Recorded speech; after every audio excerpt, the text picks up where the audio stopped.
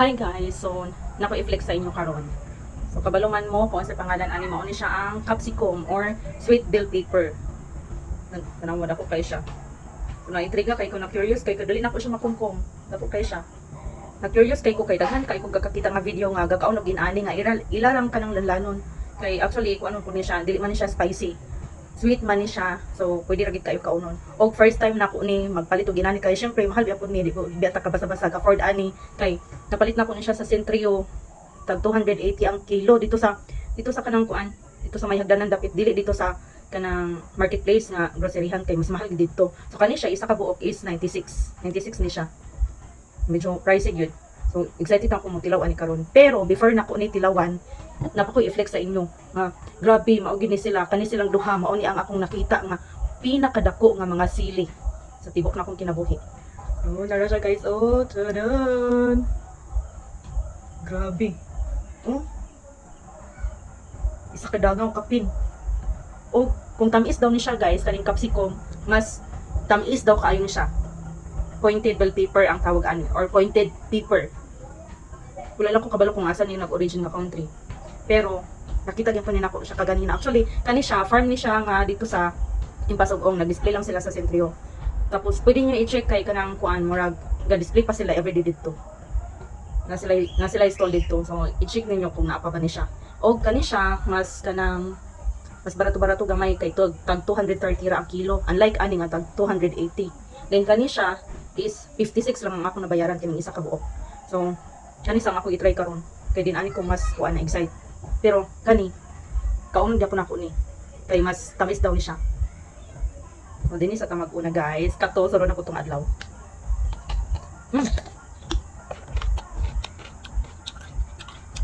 Dugan ninyo grabe ka crunchy. Muna siya nagkaon kag apple. Tapos baga kayong panit. Ano siya mga seed. Try na ko niya siya og kuan. Mga seedling.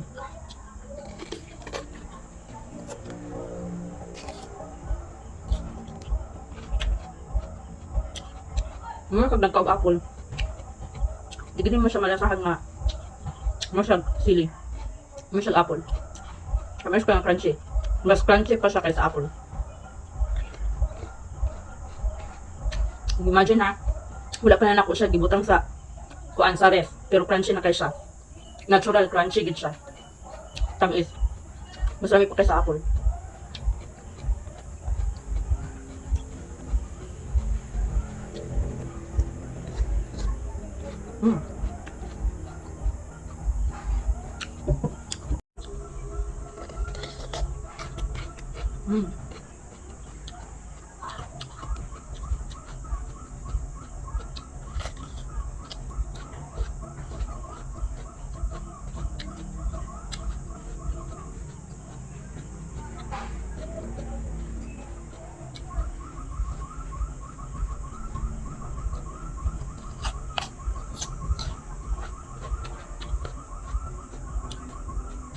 Tamis nga juicy kaayo. Tamis, crunchy, juicy kaayo. Try ganin inyo.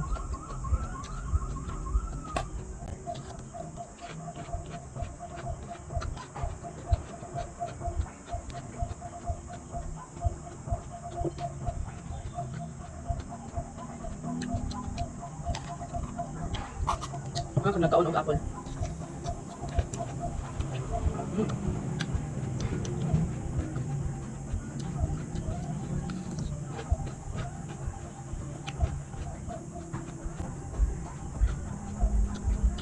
Excited na ako makaunanin. Pero dami na ako nasa sa Cebu. Dito na ako ni kaunan.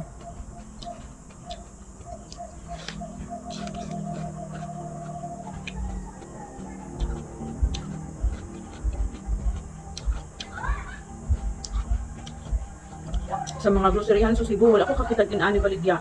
First time pa din na ako kaganina. Nakakita ginani nga baligya dito sa Centrio.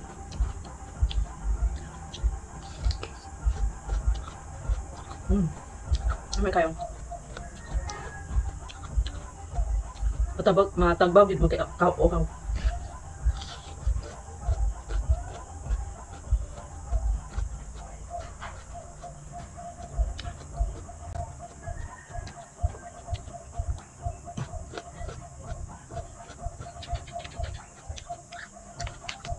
Mm.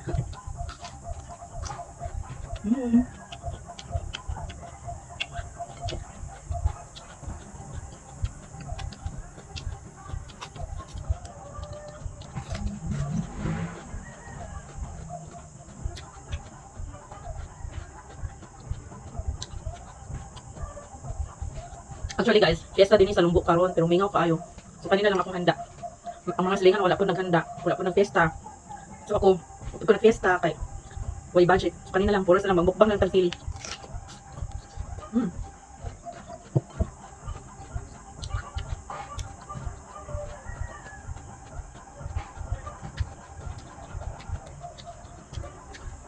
Try gid ninyo. Kaya ako, nag-try na po ko ni kay na-curious dito sa sige na akong pananaw sa Facebook, sa YouTube, sa TikTok.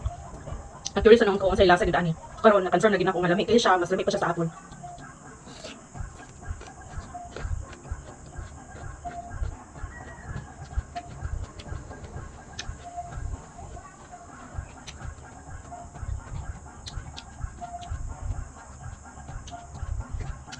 Pwede akong earrings guys. Reflex na ako kong earrings. Pero di siya napalit na ko sa kultura kaganina. Kaya tayo, ready na ni pang beach.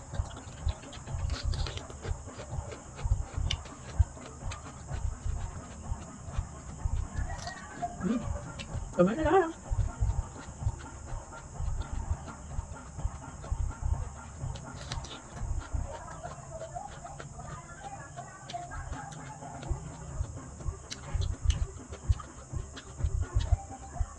Murag mas ma-favorite na ako ni sa apple.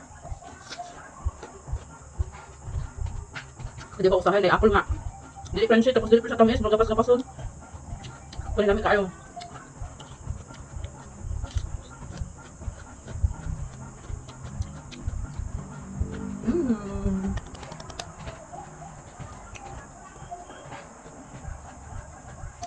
Okay lang.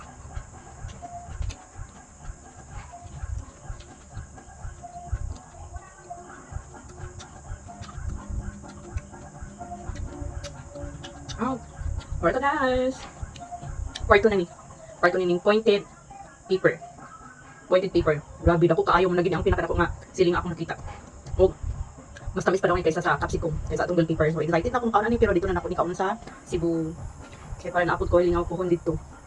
Kwarto guys, bye.